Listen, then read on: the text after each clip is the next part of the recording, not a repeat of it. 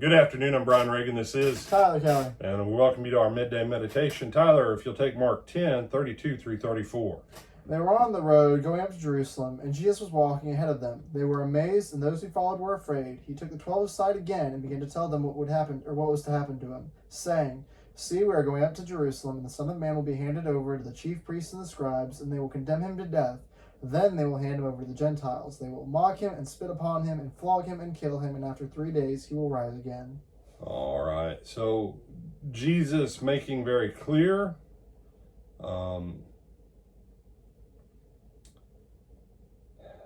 what's going to happen. We are nearing the end of his story.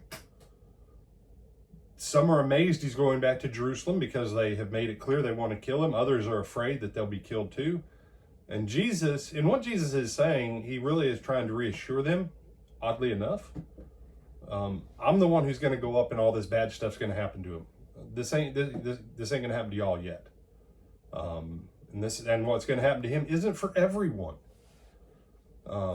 It's a funny thing.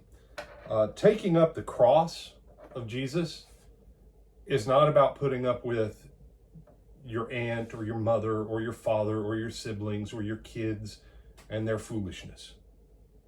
The cross of Jesus that we're supposed to bear is to take his word, to stand for it, whether people like it or not, and to stand for him and his person. That's the cross of Jesus.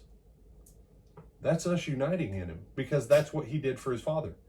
He did not deny his Father. He advanced his Father's word, and he took all kinds of abuse and hatred for the word and for his Father's sake. And that's what he calls us to bear.